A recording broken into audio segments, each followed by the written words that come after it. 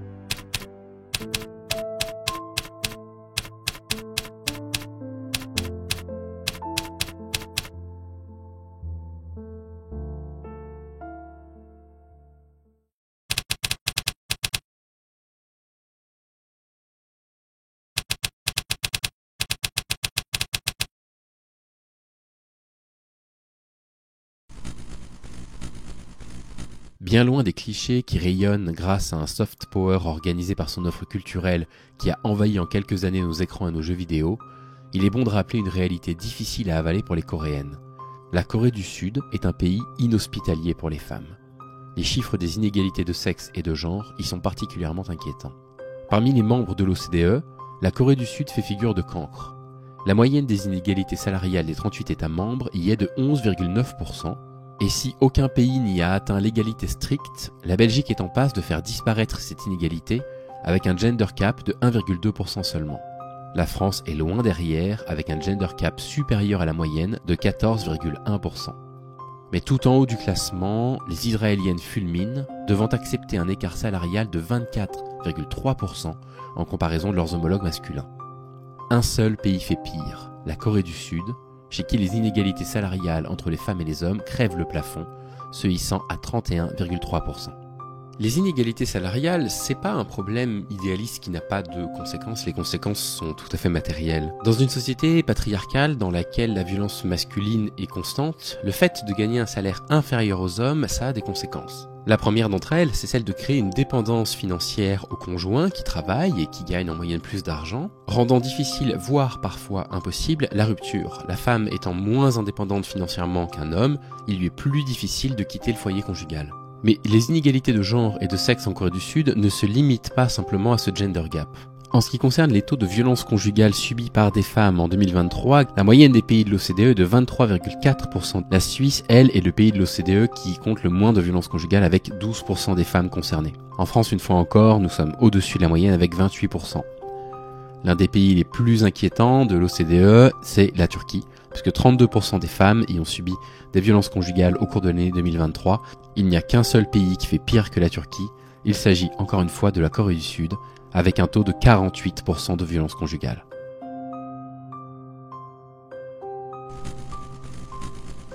On pourrait continuer comme ça assez longtemps à énumérer les chiffres des inégalités, il y en a tellement à citer. Les femmes ne représentent que 21% des postes d'encadrement en entreprise, 5,2% des postes de direction dans les sociétés qui sont cotées en bourse en 2021 et 6,3% des membres des conseils d'administration des conglomérats en 2022. Il n'y a que 18,6% des députés en Corée du Sud qui sont des femmes, 7,4% qui sont ministres. Bref, la liste des inégalités est longue comme le bras. On va cependant s'attarder sur un dernier point. Dans un sondage d'opinion réalisé en 2021 en Corée du Sud, à la question « Les femmes ont un statut économique inférieur à celui des hommes, êtes-vous d'accord ?», il n'y a que 27% des hommes qui se sont dit d'accord avec cette affirmation, niant donc une parfaite évidence. Quant à la question « La discrimination à l'égard des femmes est un sujet grave ?», sans surprise, 82,1% des femmes ont répondu que oui, contre seulement 38% des hommes. Une autre question qui leur a été posée, les hommes sont ceux qui subissent de la discrimination, êtes-vous d'accord ? Les femmes ont répondu à 34% qu'elles étaient d'accord, tandis que les hommes ont répondu à 79% qu'ils étaient d'accord. Ce grand écart dans la perception de la réelle situation des femmes et la façon dont elles sont vues par les hommes confirme l'article du Times qui expliquait que, en Corée du Sud et dans d'autres pays, les hommes sont de moins en moins libéraux, de plus en plus conservateurs, quand les femmes, elles, sont de plus en plus libérales. Cette différence qui semble ne faire que s'accroître aboutit à une situation inextricable. Les hommes et les femmes en Corée du Sud ne se comprennent plus. Conséquence, le taux de fécondité en Corée du Sud est absolument catastrophique. La Corée du Sud est en effet le seul pays de l'OCDE à avoir un taux de fécondité inférieur à 1 par femme.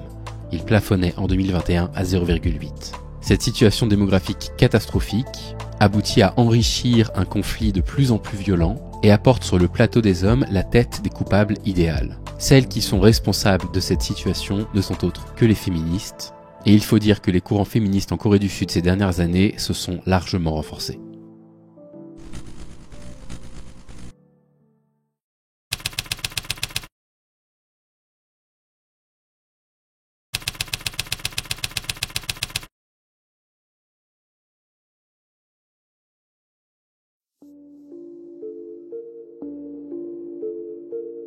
Depuis 2014 ou 2015, selon les sources et la naissance du mouvement 4B, sur lequel on reviendra dans quelques minutes, les féministes coréennes ont décidé de ne plus jouer le jeu. Le rejet des injonctions patriarcales est total, et des milliers de femmes font le choix de ne vivre plus qu'entre femmes, excluant les Coréens de leur vie quotidienne, un choix qui passe très mal dans les sphères masculinistes radicalisées. Escape the Corset est un mouvement féministe né autour de 2018, véritable produit de la 4e vague féministe comme on la nomme en Europe. Utilisant les médias sociaux comme outil pour populariser leurs idées et recruter des alliés, il n'a pas grand-chose de radical, contrairement à ce qu'affirment les jeunes Coréens, qui y voient une manifestation de l'égocentrisme des femmes. Rejet des normes de la féminité, se regroupant en collectifs sorores pour faciliter leurs échanges, elles sont nombreuses à avoir choisi la voie du féminisme pour se construire en dehors des injonctions masculines. Cheveux courts, volonté de faire carrière, abandon des vêtements sexualisés par les hommes, refus du maquillage, de la pression de la réussite, petit à petit, leurs idées émergent et convainquent de plus en plus d'adeptes qu'un autre chemin est possible. Celui de se développer sans jouer le jeu des règles masculines pipées, qui ne leur offrent comme choix de vie et comme alternative que celui d'un modeste travail ou de femme au foyer. La question jusqu'alors taboue est enfin posée. Ai-je envie de faire des enfants ? Plus importante encore est la question suivante. Doit-on faire des enfants ?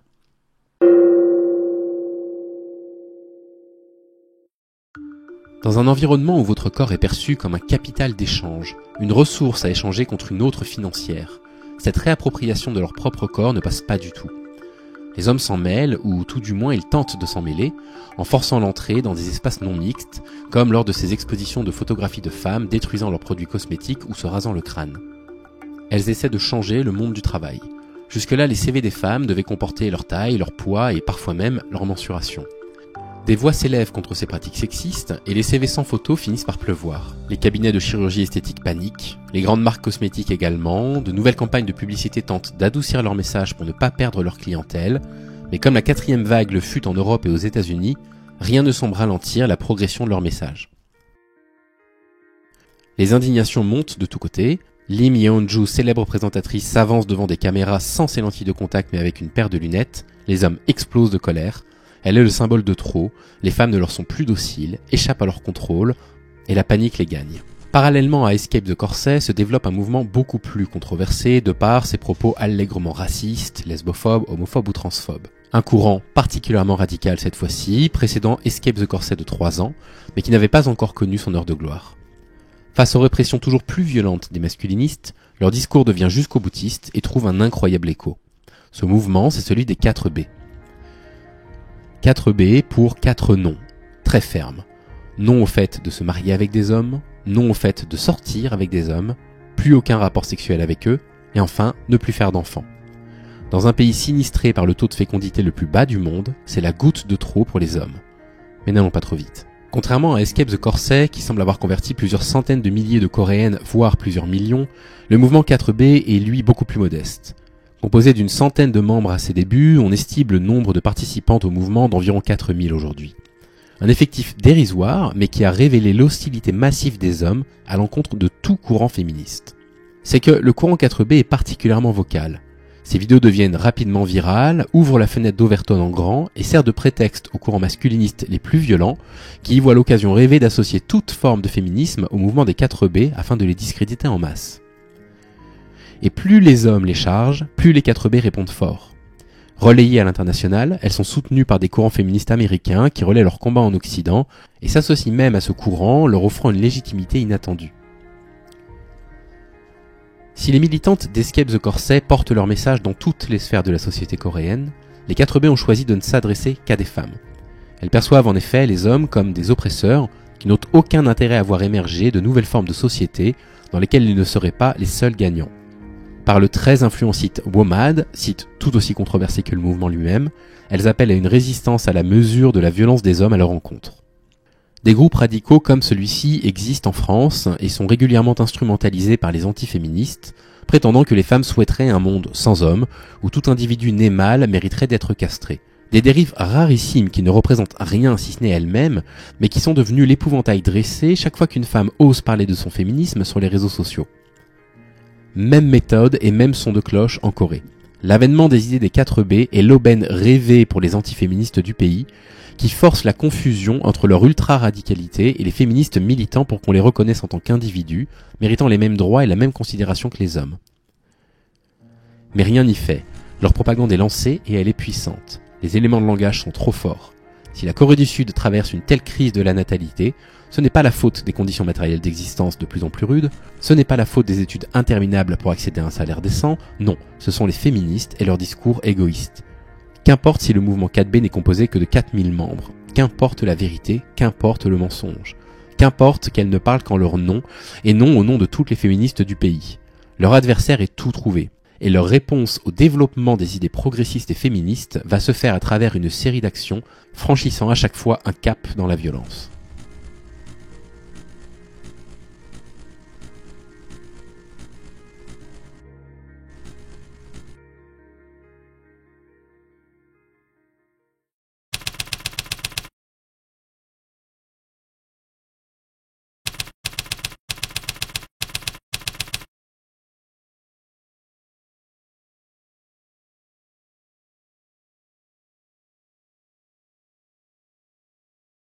Les Coréennes font part sur les réseaux sociaux des violences qu'elles subissent actuellement.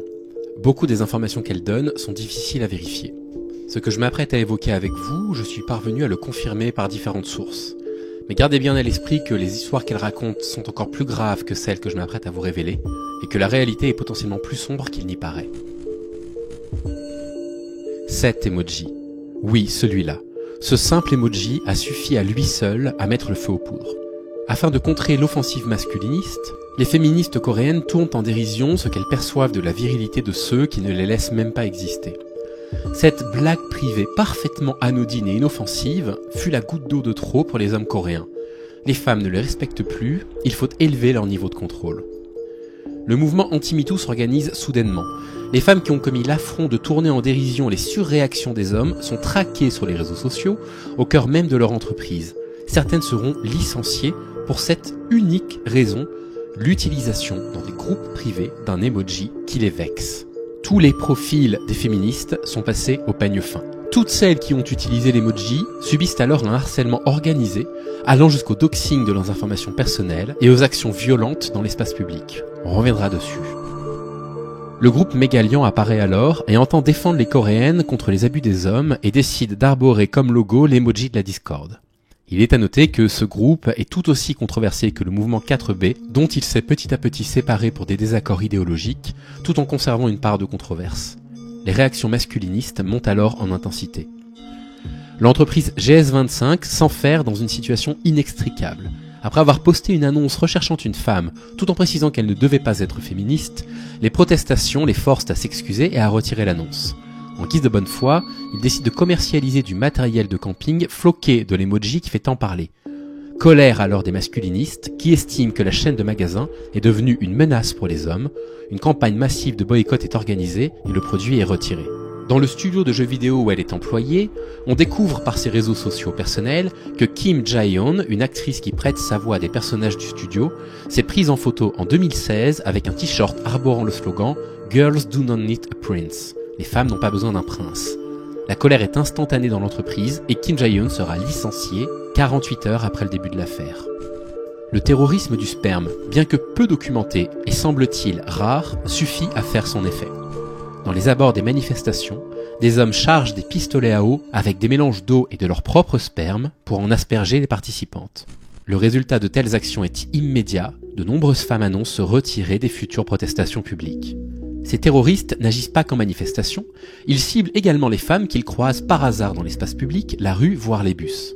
Leurs victimes principales, les femmes habillées comme des hommes, entre guillemets, les femmes aux cheveux courts, celles qui ne sont pas maquillées, soupçonnées et accusées sans jugement d'être des féministes radicales et donc des ennemis des hommes. On voit alors apparaître le slogan « Le féminisme est une maladie mentale », véritable affirmation psychophobe et misogyne. Les tags féministes sont recouverts dans la rue par ce nouveau slogan, et les marques n'ayant pas exprimé leur dissociation totale avec les courants féministes, voient leur publicité dégradée.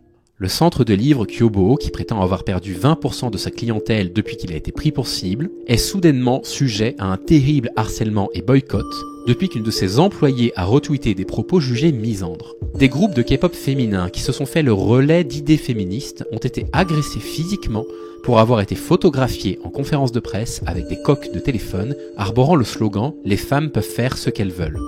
On Ji-go, une écrivaine qui avait pris parti pour les hommes dans ce conflit, devient la victime symbolique de l'oppression que les femmes subissent. Dans la rue, un jeune homme de 20 ans la suit, la plaque contre un mur, et lui reproche ses cheveux courts, la preuve selon lui qu'elle est une féministe. Malgré ses protestations et ses excuses, rien n'y fait, elle se fera violemment attaquer sous l'œil des passants qui n'interviendront pas. Son agression déclenchera alors une vague de témoignages de femmes ayant subi les mêmes types d'agressions dans le pays. Depuis, On Ji-go soutient ouvertement les femmes de son pays.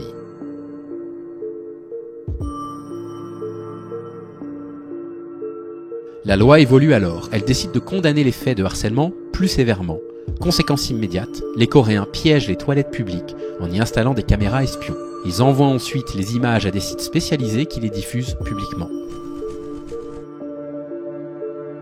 L'humiliation est totale.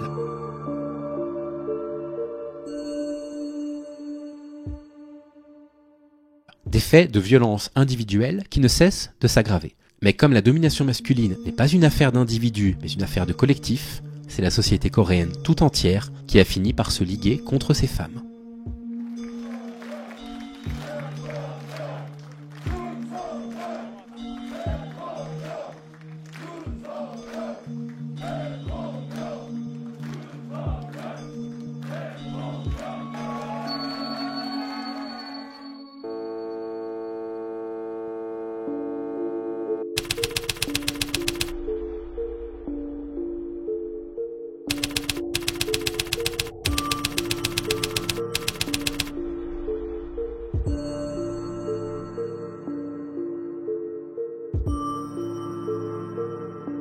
Un an après que Yoon Suk-yeol a quitté ses habits de procureur pour se jeter dans l'arène politique, il est toujours aussi difficile de définir qui est réellement le 13e président de la Corée du Sud.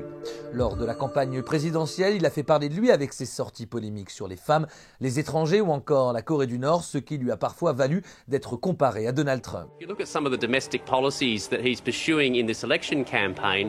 One of them, for example, touched on social conservatism. He wants to abolish South Korea's government government department for gender equality.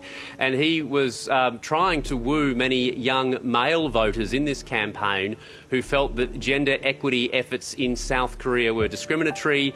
Yoon Suk-yeol has been somewhat dismissive of complaints that South Korean society does structurally discriminate against women in many ways. So that gives you a bit of an idea of his social conservatism. En Corée du Sud comme en France, les pouvoirs sont séparés en trois. L'exécutif d'abord, géré par un président élu au suffrage universel direct. Le législatif, doté d'un parlement unicaméral composé de 300 sièges attribués selon un mode proportionnel. Et enfin le pouvoir judiciaire, indépendant des deux autres, excepté en ce qui concerne la Cour suprême, dont les juges sont nommés par le président, à condition qu'il obtienne l'aval de son parlement. Ni le pouvoir judiciaire, ni le pouvoir exécutif, ni le pouvoir législatif ne semblent prendre au sérieux la question des droits des femmes en Corée.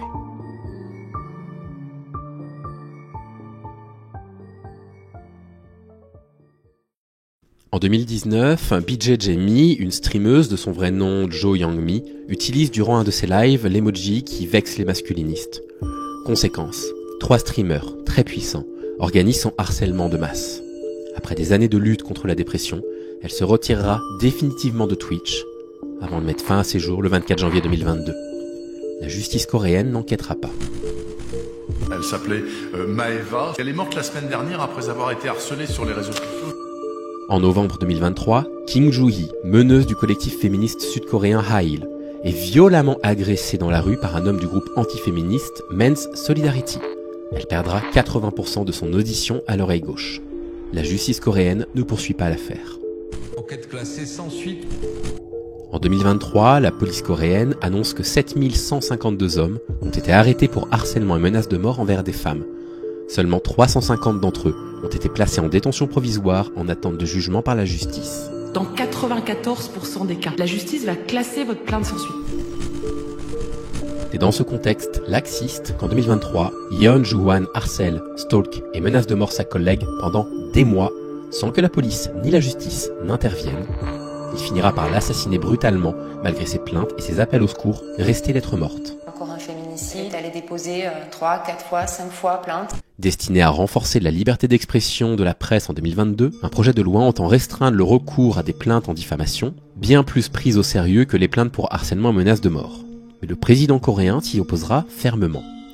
Conséquence, les hommes accusés d'être des harceleurs ou des agresseurs se plongent dans la brèche et multiplient les attaques en diffamation venant de leurs victimes, les contraignant au silence et à la peur de porter plainte. L'ancien présentateur a également déposé plainte pour diffamation. Une situation judiciaire catastrophique qui n'a aucune chance d'évoluer positivement ces prochaines années, la faute à un régime exécutif et législatif aux abonnés absents. Si les institutions judiciaires semblent totalement abandonner les femmes malgré la recrudescence d'actes de violence physique, morale ou sexuelle qu'elles subissent, le constat est encore pire en ce qui concerne l'exécutif. Le 9 mars 2022, le candidat aux élections présidentielles Yoon Suk-yeol remporte sa bataille contre le candidat démocrate Lee Jae-myung par 48,5% des voix contre 47,8% à son adversaire, grâce à une campagne résolument conservatrice, populiste et provocatrice qui lui a valu la comparaison avec son homologue américain Donald Trump. Très vite, Yoon Suk-yeol axe sa campagne présidentielle vers les scrutins masculins, chez qui il remporte une adhésion quasiment totale. Les Coréens de 18 à 39 ans sont plus de 55% à préférer le candidat antiféministe, quand les votes masculins des plus de 60 ans atteignent les 70%. Un vote de genre évident, qui rend à Yoon Suk-yeol sa reconnaissance des activistes masculinistes qu'il décrit comme des héros se dressant contre la maladie mentale féministe. Niant la réalité des violences masculines systémiques, affirmant que les mouvements féministes représentent le même danger que Voldemort, promettant d'abolir le ministère de l'égalité entre les genres, il multiplie les déclarations affirmant que les hommes sont ceux qui subissent réellement de la discrimination en Corée du Sud. Un discours populiste, appuyé par des soutiens ouvertement marqués envers les hommes accusés de viol ou de harcèlement, notamment lorsqu'il déclare que la priorité est avant tout de punir les fausses déclarations, ou quand il affirme qu'il n'existe aucun crime misogyne. Dénonçant une féminisation de la société, il compare les stars de K-pop qu'il ne juge pas assez masculines à des femmes en manque de testostérone, poussant la honte jusqu'à tenir des propos extrêmement homophobes en remettant en cause leur hétérosexualité. À chaque scandale public, à chaque féminicide, il se veut rassurant à l'égard des hommes. Ces violences sont, selon lui, exagérées par le ministère de l'égalité entre les genres à qui il décide de s'en prendre.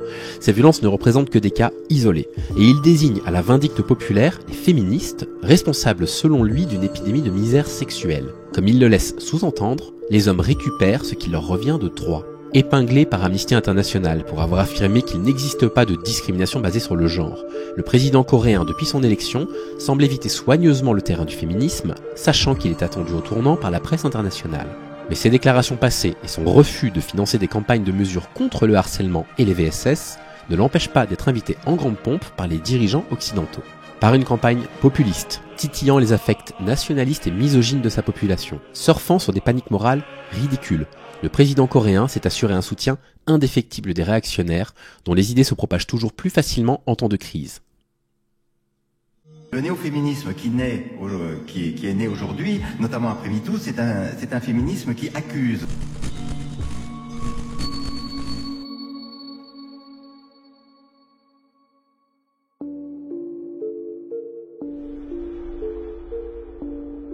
Hani, une membre du groupe de K-pop New Jeans, subit un harcèlement sexuel massif depuis plusieurs années. Après avoir déposé une plainte très médiatisée dans le pays, l'Assemblée coréenne s'aperçoit d'une chose. Il n'existe aucune loi protégeant les personnalités publiques. Hani ne peut donc ni amener son harceleur devant la justice, ni bénéficier d'une quelconque protection. La raison ? Les membres de K-pop ne sont pas considérés comme des employés sur le plan légal. Aucune loi ne les protège. C'est donc l'occasion pour une députée d'amener la question devant l'Assemblée, mais son projet de loi fera rire ses comparses. Sur Telegram, des vidéos et des photos intimes fuitent quotidiennement et se retrouvent sur des sites pornographiques en ligne. Toutes les Coréennes sont concernées, même les mineurs. Problème. La loi votée en 2020 par les députés coréens ne prévoit de sanctions qu'à la condition qu'un usage commercial ne soit fait des photos ou des vidéos volées. Les plaintes déposées par les Coréennes sont ainsi toutes classées sans suite. Yoon Suk-yeol, plutôt que de réagir instantanément à la situation, annonce la mise en place d'une commission parlementaire pour réfléchir à la question, comme si l'heure était encore à se poser des questions. Est-ce que ce Grenelle qui vient de débuter aujourd'hui, c'est enfin l'occasion de faire bouger les choses ?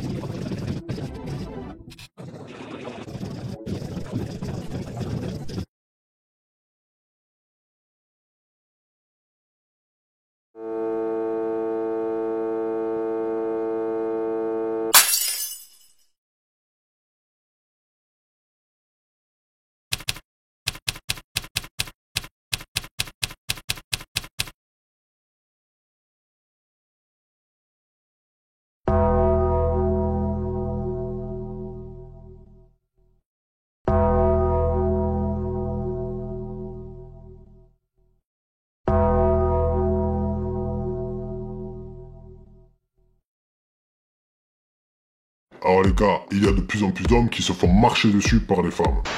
Sans armes et sans coups, vous ne pouvez pas violer une femme. Vous ne pouvez pas, c'est pas possible.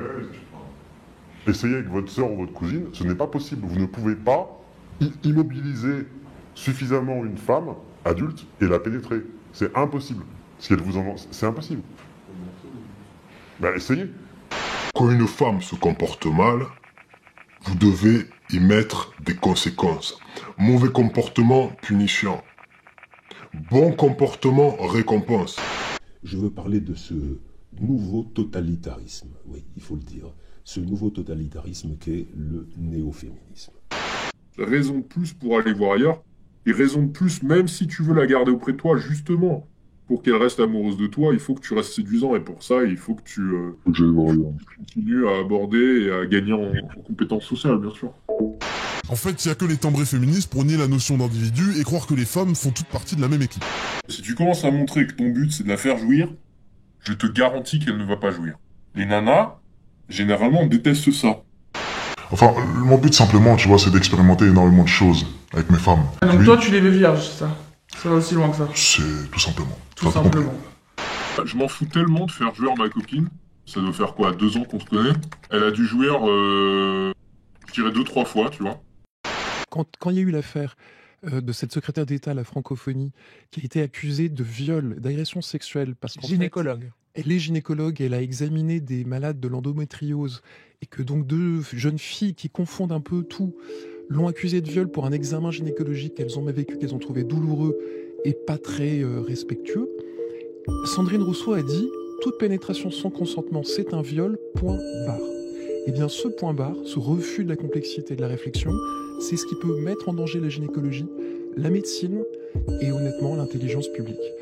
Le féminisme est une guerre contre la virilité. Pour les féministes, l'ennemi à abattre, c'est le principe masculin, c'est l'homme. Et leur volonté, c'est la destruction de tout ce qui rappelle la figure de l'homme et la figure du père. Alors évidemment qu'en tant que femme, on aura toujours un jour ou l'autre une expérience malheureuse avec un homme. Parce que les relations hommes-femmes sont difficiles à garder civilisées, surtout dans une société égalitariste et chaotique. Je crois qu'aujourd'hui, un des problèmes du féminisme, c'est qu'il crée en partie l'antiféminisme. C'est exactement ce que les néo-féministes nous disent depuis une dizaine d'années avec cette histoire de culture du viol. Alors qu'on nous bassine, mais tous les jours, avec la culture du viol. Les gars, dans cette vidéo, je vais vous expliquer pourquoi est-ce que l'égalité sexuelle entre les hommes et les femmes n'existe pas. Il y a un féminisme qui est tellement vindicatif, tatillon, mesquin, victimaire.